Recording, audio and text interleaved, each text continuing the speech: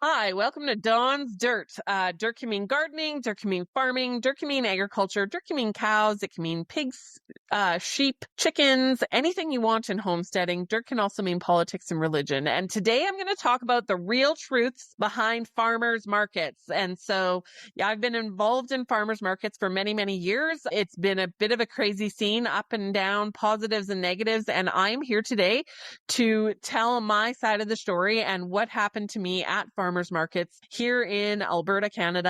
And yeah, so this is going to be an interesting episode. And the thing that you need to know if you're listening to this is I don't know much about farmers markets in the States, but I do know that there's been things right across Canada. So this can be applied right across Canada. I've been personally to farmers markets right across Canada, and anywhere I went on vacation or here or there or anywhere, every time I saw a farmers market, that's where I wanted to stop in. So farmers markets were my world for a very, very long time. And yeah, so I am here to spill the beans on my story behind what happened to myself and my farm from my perspective at farmers markets. And so, yeah, here we go. Should be an interesting episode.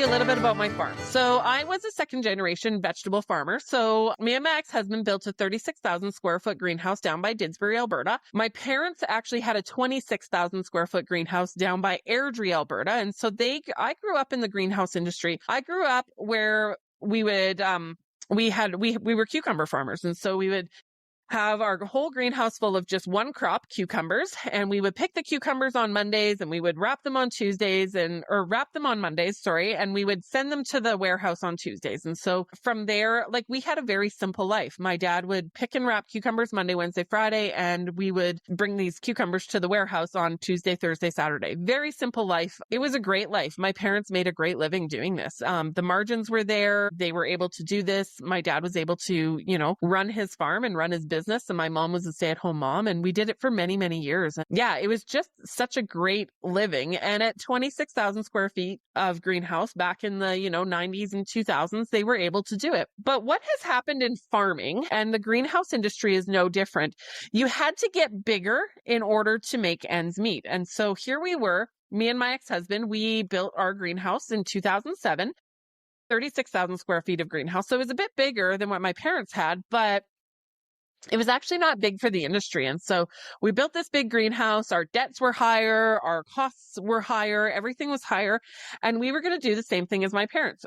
Cucumbers to the warehouse and, just make a great living at like that. But the numbers and the math didn't math on that. And hindsight 2020, you can go back in life and always think, I should have done this or woulda, shoulda, could have done that. But hindsight 2020, me and my ex-husband should have pushed harder to make our greenhouse bigger at that point in time. Right now, if you want to get into the greenhouse industry, you have two options, either direct market, which is farmers markets, or direct market your vegetables to customers, which that's what this episode is about today. But I just want to touch on the reasons why and the hows before we really get into it. And the second option is, to the warehouse. And so, yeah, hindsight, we should have built bigger. Hindsight, we didn't. Hindsight, we got into farmers markets. And so I'll share just a little bit about how we started getting into farmers markets. So I was, when we built the greenhouse, I was pregnant with baby number 1, and probably it was just a couple years later, baby number 2 was there, and we had all these extra cucumbers and number 2 grade cucumbers. So a cucumber would get a little curl in it. It'd be a little bit ugly. And so I started at one farmer's market here, in the town of Olds, selling my ugly cucumbers. And I was selling those cucumbers for 50 cents a piece. And so just because we wanted to get rid of something and get rid of them somehow, and,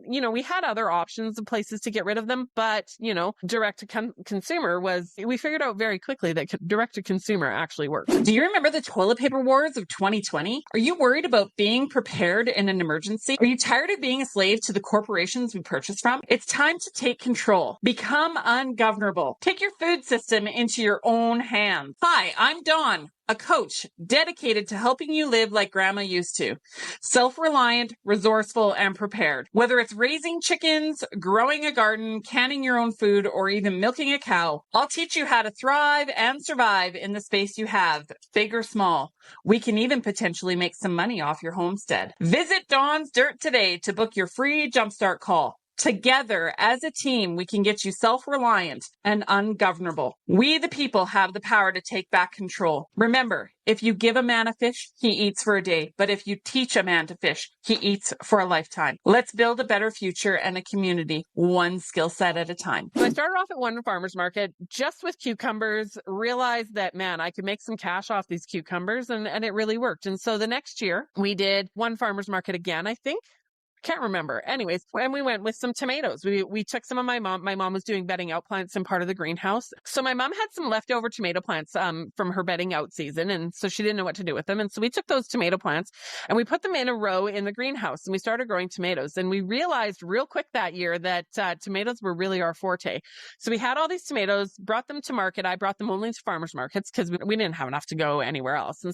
And people went wild over those tomatoes. And I was like, ooh, that is really working. So we had cucumbers and tomatoes at the farmer's market that year.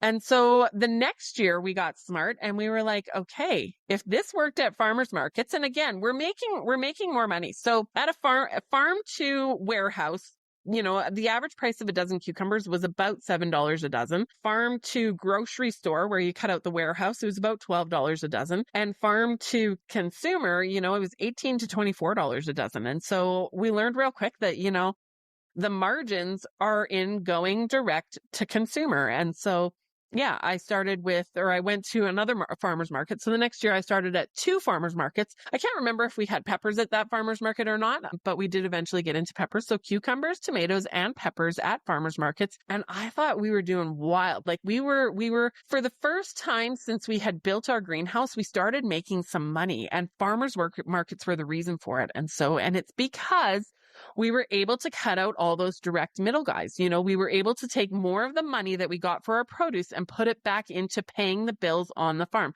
So if you know anything about farming is really, really, really hard. Your margins are razor thin. You have to have, you have to sharpen your pencil and know where your numbers and dollars are. And if you can get more money for your product to help pay off your bills, like it just makes your farm go so much better. And so, yeah, for many years, we ended up doing more and more farmers markets. We went from 1 market to 2 markets to 3 markets then we got into a year-round farmers market down in the northwest of Calgary, and that market was really good for us. That was about 2018. I think it burnt down. That's when kind of things started going sideways for our farm again. But we were in that farmers market 2018, and yeah, we were pulling in some decent dollars and building relationships with our customers, selling our produce, and we were doing more and more and more at farmers markets farmers market sales direct to consumer, and less and less and less to the grocery store, and even less eventually. We didn't even sell to the warehouse anymore just because the margins were better selling to consumer. And so, yeah, that was a lot of years. Also, during that time, we were selling cucumbers, tomatoes, and peppers at the farmers markets. And I looked outside and I saw the garden the field. We had a farmer's field. We rented it out. And I thought, man, if we put that into garden vegetables, we can have more offerings. Just like when we added tomatoes and peppers to our offering at the farmer's market table, we could add, potatoes and carrots and onions and beets and everything from our field. And so the first year we grew garden crop, we did 1 acre, and then we went to 3 acres, and then we went to 5 acres, and then 10, and then 20 acres of garden eventually. And so, yeah, we flipped the way we did our business. We flipped it from doing wholesale to direct marketing everything. And the majority of it was through farmers market stands. I loved the farmers markets.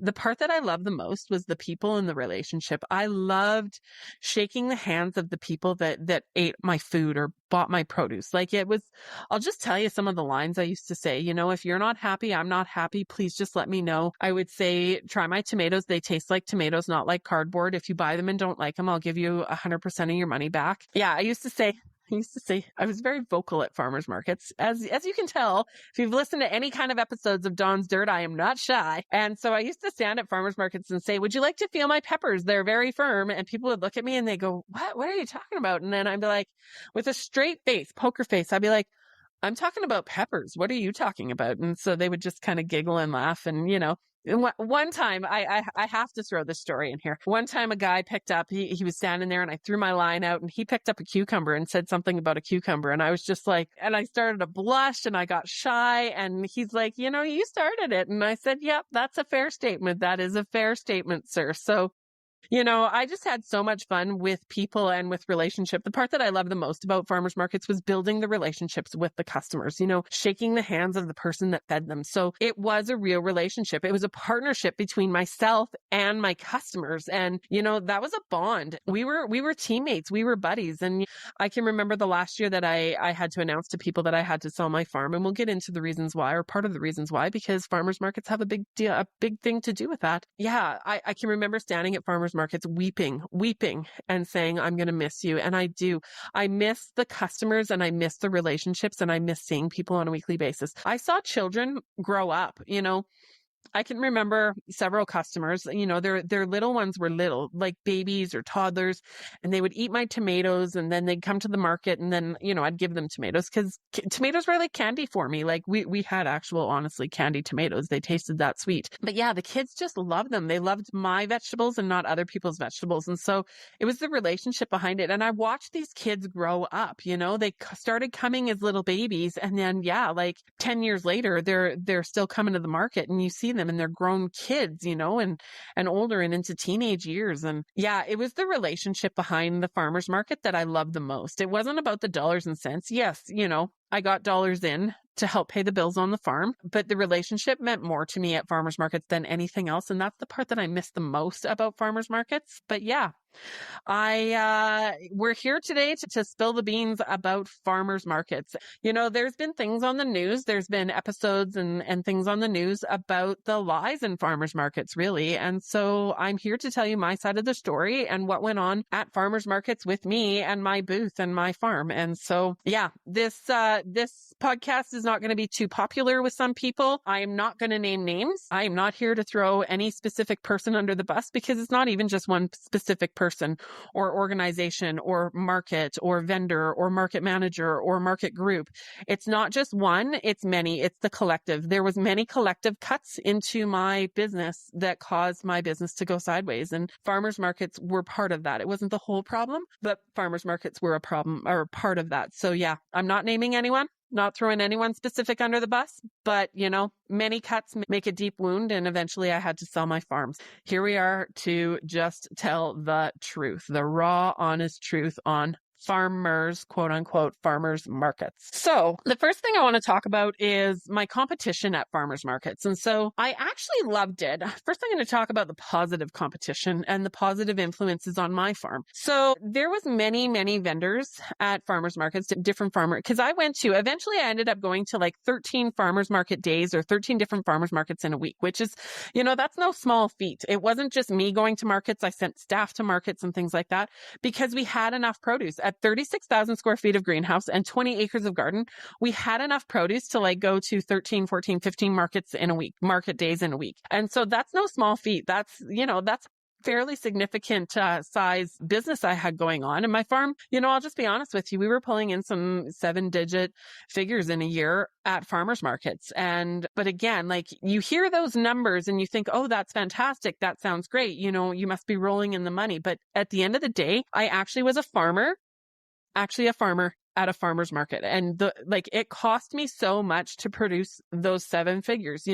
One year, my labor bill to pick and package and prune and whatever, all the vegetables that I grew myself, was $500,000. I mean, half of my dollar figure went straight to labor and straight to, the help to get those vegetables from my farm, even to get ready and put, somewhere else at a farmer's market. And so, yeah, like, the dollars sound big, but the profit margin to get to those dollar figures, like I honestly, I had $5 at the end of the year. So I drove shitty minivans. I cut corners and cut costs wherever I could. Things were tight. Yes, I did go on a Cuba vacation once in a while, but that was not every year either. And that was my vacation time. Like that was the only time I could get away from my farm and actually relax was when I left the country, because other than that, I was on call 24/7, 7 days, 365 days a year. And even on my vacations, I still have my cell phone on. I was down in Cuba one time talking on the phone to a health inspector, scrapping with him over something. And yeah, I was on, working all the time because I was a farmer. That's what farmers do. So yeah, so the competition was pretty rough at farmers markets. My favorite competition was the ones that were actually farmers themselves. And so if there was a vendor beside me, and eventually when I got to doing so many markets and those dollar figures, I was a fairly big vegetable producer. I was actually, I want to say at the markets I went, I was one of the biggest farm to table, honest to goodness, farm to table vendors that these markets had at their locations. And so, yeah, like whenever I saw a small producer, so someone, starting out a microgreen business or someone starting in their backyard and, growing a few vegetables and selling them at markets, I actually really enjoyed that. I really enjoyed when customers would come to my booth with a bag full of vegetables that they bought from another smaller producer. That really, honestly, it warmed my heart. Yes, it took a couple dollars away from my farm, but at the same time, I had other farmers who helped me along the way.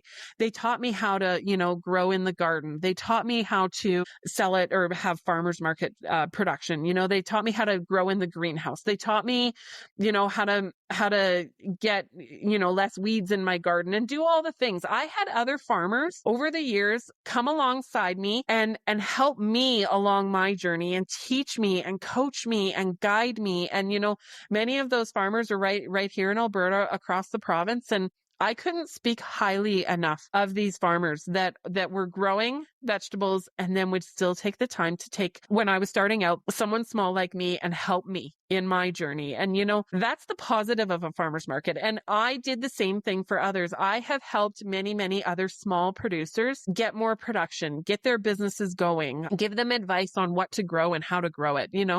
Yeah, anyone growing backyard vegetables or vegetables on a smaller scale, like there's lots of people trying to get into it. And it's a tough market when you're growing the vegetables and turning around and selling them. It is tough. It is a shit ton of work and your margins are not great because you're actually growing and picking and doing all of the work. And yeah, it's really, really hard. So we need to protect and support these small farmers. And yeah, as much as they took some dollars out of my booth, it warmed my heart to see some small producers get into it. And that's just the heart. That's just the heart of who I am. And I would help them. I would teach them and help them and give them advice on how to do it for themselves because I'm pro farmer, big farmer to small farmer. I'm pro farmer. If you're growing something and you're selling it to customers, I am on your team. I am on your side. I am your biggest supporter. But yeah, we'll get into some of the not so nice things at farmers markets in a few minutes here. So the competition at farmers market was pretty tough. Now, the little guys, yep, they were my competition, but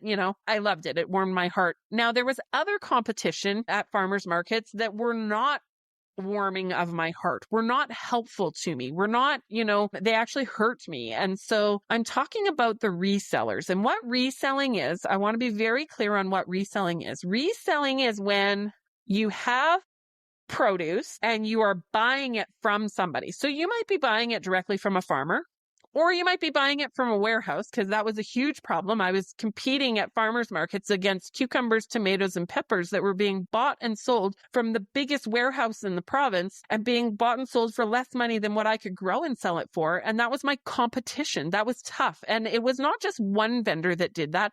There was many, many produce seller, reseller vendors that did that. That was my competition at many different markets, all different kinds of markets. That was my competition. They bought and sold produce, and that produce from those big warehouses are meant for grocery stores. So that's the problem is customers would come to these farmers markets, think they're getting farm direct, yet you could go to any Costco, Sobeys, Safeway, Walmart, and get the same produce that's being sold at the farmers market for more money. You're paying more money at the farmers market because you think you're getting it from the farmer. And actually, it's the same shit that you can get in any grocery store. And it's not bad produce. It was probably even grown in, for us, it was grown in Alberta here. Decent produce from decent farmers, but why is it at a fucking farmer's market? Pardon my language. Why am I competing as a farmer at a farmer's market against produce that is being bought and sold and meant for the grocery system? Why am I competing against that at farmer's markets? And so that's not fair. That's not right. And so I ended up saying at farmer's markets, I would stand in my booth and, and again, it's not just one vendor. And it wasn't just one market. There was multiple markets, multiple vendors, multiple different, different ways.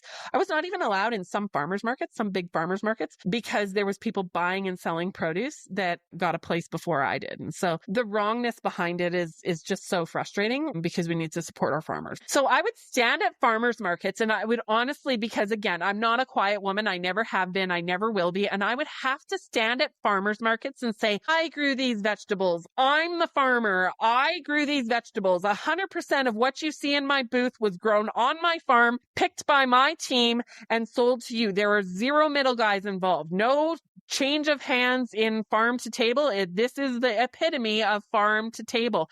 And I would have to stand at farmers markets and educate every customer that walked past my booth, educating on the fact that I actually grew my vegetables, that it wasn't bought and sold from somewhere, that it wasn't, outsourced somewhere, that, they were bought, that they were grown and cared for and picked and packaged by my farm, by my team, by my land, by my greenhouse, I was actually the fucking farmer. And it's just insanity to me that you'd have to stand at a farmer's market and say, I'm the farmer. I'm actually the farmer. And I did that over and over and over for years because the competition at many different markets on many different levels, many different vendors, many different market managers, many different people.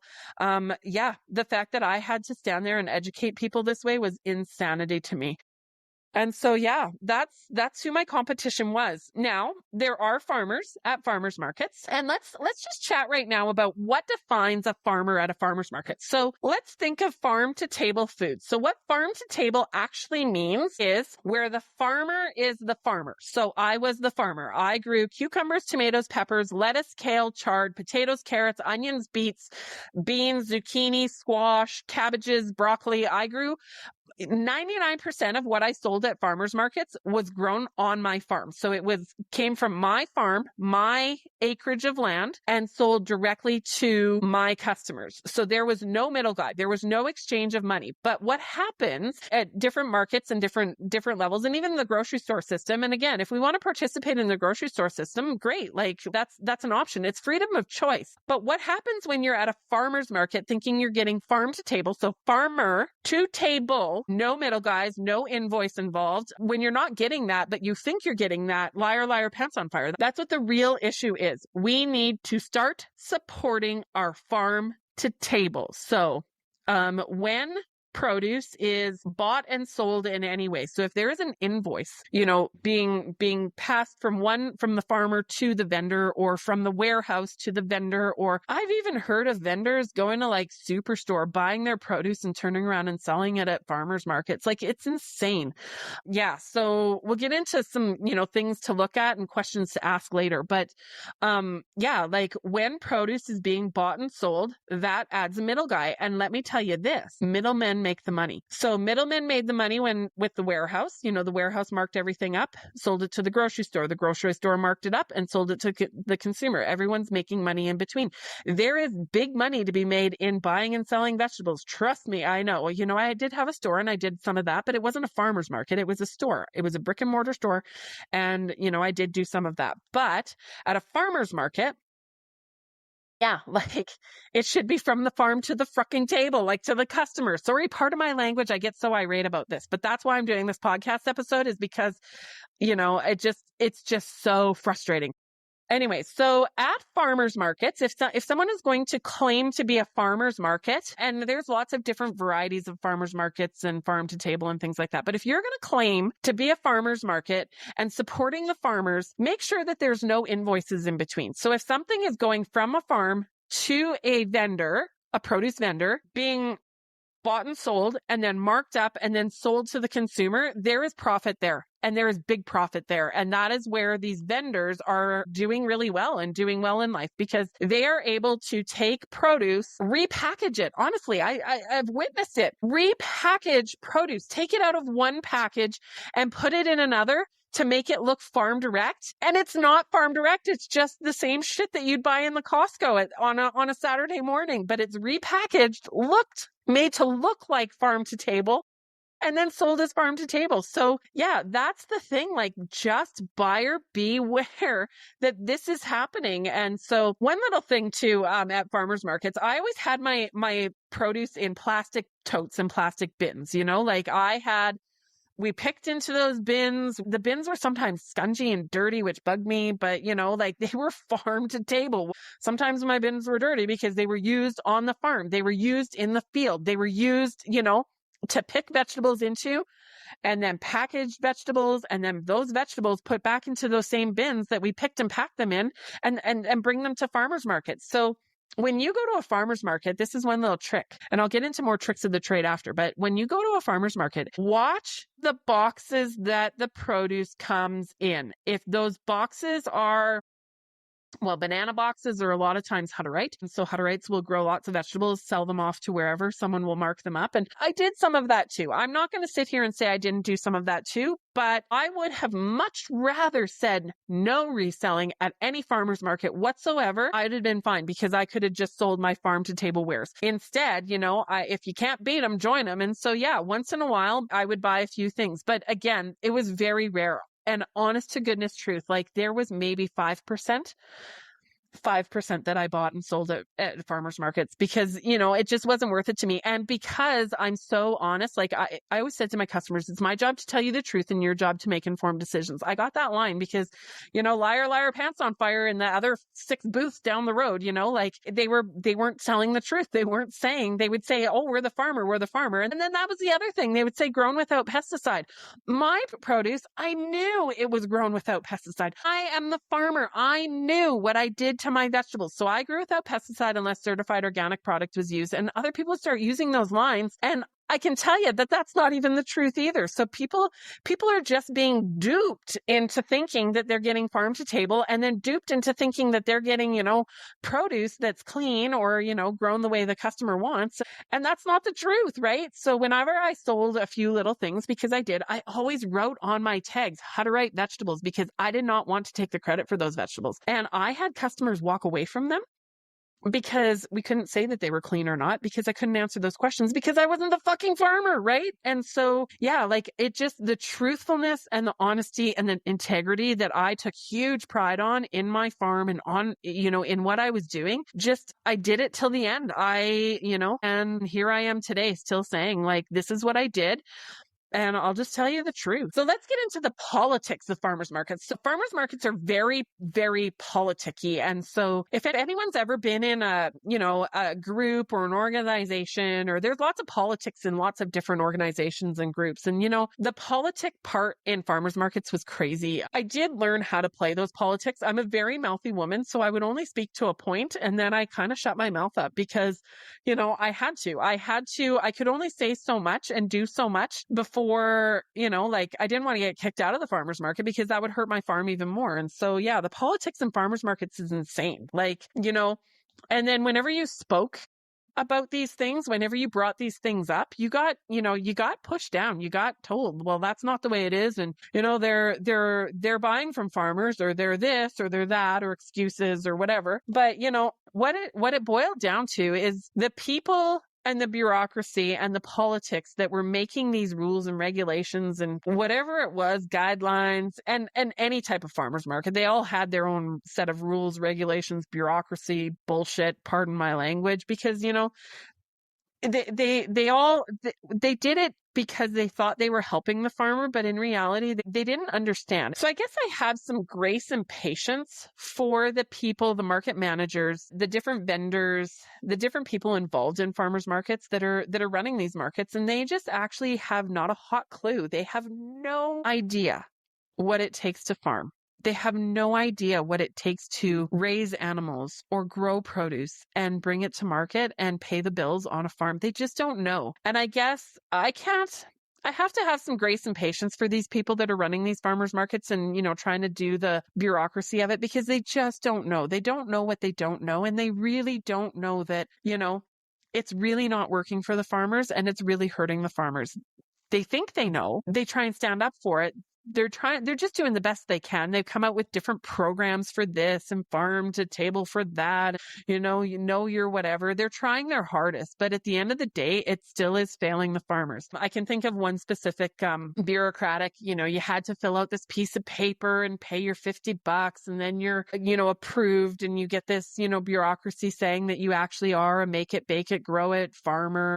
And, like the intentions were great. And actually the intentions behind that with the actual make it, bake it, grow it, people making soap and people making, all the different baking and items and canning and all the different things. Those are great. That's good. That bureaucracy was really good. But when it came to the farmer, that piece of paper was a waste of my time, a waste of my $50 and a waste of my energy. And the reason for that is because I still had to stand at farmers markets and say, I'm the farmer. I actually grew these vegetables. I'm telling the truth. I'm not, they're farm to table. And so, their intentions are great. Their heart is there. They want to be helpful. They want to care about the farmer. But at the end of the day, they're fucking farmers over with the bureaucracy. And so that's the problem with bureaucracy. And that's not just in, farmers markets or different markets. And I'm not labeling one specific one. There's lots of markets that have lots of bureaucracy and lots of different things. But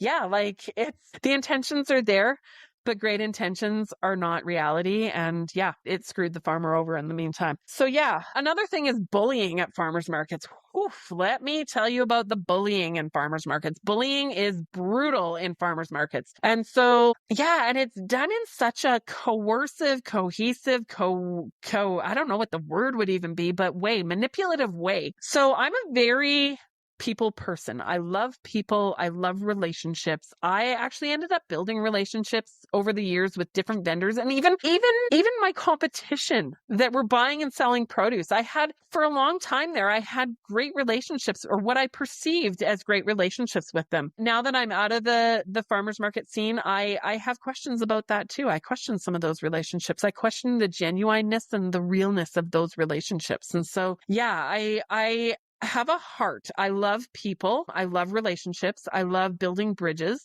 I love getting to the bottom of things. I love, trying to make teams and, trying to work with one another. That's genuinely my heart. There were several vendors that were my friends or what I perceived to be my friends. And so, we would visit with one another, chat business, things like that. Some of them grew a little bit on their properties, which again, when you're growing and you're farming, I'm all for you. If you are growing food on your farm and selling it to your customer, I'm your biggest fan because I know how hard it is to do that. And so, there was lots of different vendors that I was friends with and, chatted about like the weather and things like that. But then, there was times too where I just noticed that my competition was a little bit tougher. And especially it was fine when my farm was making money. It was fine when we were all making money. It was fine, during 2020, during COVID, people really cared about where their produce came from. And so that was a great year on my farm. That's honestly where some of my relationships got built with my other fellow vendors who were reselling, was through those times because we were all thriving and we were all surviving and we were all doing really well. They were buying and selling produce and I was growing and selling produce and it was just some good times and my farm was doing well. The problem came in the subsequent years. So things were getting tighter and money was getting tighter and the farmers markets weren't thriving and, bustling like they were in 2020. They actually came back down and the money that was being put through those farmers markets wasn't the same as it was in 2020. And so things got tighter. And I bought my ex-husband out. I will put that in there. I bought my ex-husband out, which was really, really hard. There was one time at a farmer's market, I thought, if you can't beat them, join them. And so I bought a few strawberries from a farmer and I brought some strawberries to a specific market and it doesn't even matter where. I brought a few strawberries to this market and I was going to mark them up and sell them and, be very honest about it. And it was just a few strawberries. Again, I did not do a lot of reselling, maybe 5% of my products that were on my table. And I was always very honest about who grew it, where it came from, when was it picked, how was it grown, and that I wasn't the farmer of those strawberries. And so I brought these strawberries to the market one day and it wasn't me working the market. It was one of my staff that day. And I got told by that market manager, put those strawberries away. You're not allowed to sell strawberries at the market because another reseller was the strawberry vendor. They were allowed to sell strawberries. They were allowed to buy and sell strawberries, and that they were the fruit vendor. And I was not under any circumstances allowed to grow fruit. And so that day at that particular market, I had to put those strawberries back in my van. They rotted, so I lost money on it. It cost my farm money at a farmer's market. And I proceeded to get a text message from this particular vendor, and it was, tisk, tisk, tisk, you thought that you could bring strawberries to my market. And it was just so rude and so bullying and so awful, really. And I've seen that more and more, where there's different vendors and all kinds of different vendors. I'm not naming one. I'm naming lots. There are lots of vendors that resell at all kinds of different farmers markets. So this is not just one. This is many, many, many, many different vendors. And yeah, the bullying that goes on. You're not allowed in this market because I'm reselling. You're not allowed in this market because really, at the end of the day, the farmer is the competition at the farmer's market, because the farmer is the one that can sit there at a farmer's market and say, I grew these vegetables. They can't say I bought and sold these vegetables because they didn't. They grew the vegetables. It's bullying, that certain vendors are allowed to do certain things, but other vendors, like the farmer, when they try and help themselves a little bit, they're not allowed to. And so it's just so wrong. It's just so wrong. And the politics, bureaucracy, bullying, and then the blatant lies, pulling vegetables out of packaging to repackage them to sell them at farmers markets as if it's going to look farm direct. And there are multiple vendors that do that. I've seen it in every market, right across, every market. And, even right across Canada here, I've seen that in different markets, where I can tell, because I'm a vegetable farmer, because I was a vegetable farmer for 40 years, I'm 44 years old, and I was a vegetable farmer for 40 years. I can tell what farm direct looks like. I can tell what has been in a warehouse. I can tell what's old produce. And again, when it comes to produce that's been through a warehouse, that produce is best case a week old. It's gone from the farm to a warehouse, to a packing facility, to a warehouse, all the middle guys in between. That produce is not fresh. My produce from my farm was picked on the farm, brought to a market, sold the next day. If my produce hit even close to a week old, it was like old produce then. It was shit. It was grocery store quality, not my quality. And so, yeah, that's not farm to table. That's more of the same system, same shit, different pile. And so, yeah. So the lies in farmers markets are just astounding. So I wanted to give you some tips and tricks and ways that you can tell if something is farm direct. And so the first thing you want to know is who's the farmer? Where is your farmer? Look up their farm page. Do they actually have pictures of them in their produce field, in their pig field, in their chicken barn, in their whatever? Do they actually have and produce animals or produce to sell? Do they have those pictures of them with their hands in the soil doing the work? And can you visit them? Here in Alberta, we have Alberta Open Farm Days. Can you visit their farm? So that's a big check. Now, another thing that you need to watch for is you need to know that size matters. Size matters, especially in produce. And so when it comes to farmers markets and when it comes to farm to table, 1 or 2 acres, if you take nothing out of this podcast today, take this out of the podcast. 1 or 2 acres of garden planted equals one farmers market day. So I had 20 acres of garden planted and a 36,000 square foot greenhouse, and I did about 15 markets in a week, 15 market days. And so that's about the maximum I could do. I didn't have more produce than that. I could have applied to more markets, but then I'd be buying and selling, and that wasn't what I did. And so, yeah, 1 to 2 acres of garden does 1 farmer's market day. So when you're going to a vendor, ask how many acres of garden do you have? If they say they have 20 acres of garden, that means they could do 15 to 20 farmer's market days in a week. And so that's it. They can't do 30 or they can't do 40. If they do 40 or 50 markets in a week because, they're big, then they need to have 50 to 100 acres of vegetable crop. Now, if they're selling greenhouse crop, cucumbers, tomatoes, and peppers, how big is your greenhouse? How many square feet of greenhouse do you have? How do you grow? Are you hydroponic? Just ask the questions, just know the questions. Because again, if they have a quote unquote farm and they don't have a greenhouse, how are you even selling greenhouse produce? Where did it come from? Who's the farmer? Oh, well, this and this. Yeah, that's buying and selling. That's reselling. Why are we allowing reselling at farmers markets? It's insane. It's insane. So again, if we want to protect our small farmers, we need to know our farmers. And so when you go to a farmers market booth, look in the back side of the booth. So if things are packed in cardboard boxes, a lot of time cardboard boxes means it's not farm to table. It means it's been sold somehow. It means it's gone from farmer with an invoice to whoever's reselling it. And so, yeah, that's another dead giveaway. And so, yeah, just know your farmer. See if they actually have their farm to table bins behind their booth. If it's plastic bins that you could pick produce in, there's a better chance that it's actually farm to table. So, yeah, so ask lots of questions and get lots of answers and actually know your answers. Yeah, I've been calling the bureaucracy out for years. And if we really actually care about our food system and if we actually really care about our small farmers, we're going to start protecting our small farmers. We're going to start looking out for them and we're going to start looking out for them at farmers markets. And so just be smart when you go to a farmers market. I'm not saying farmers markets are bad. There are lots of great farmers at farmers markets, but buyer beware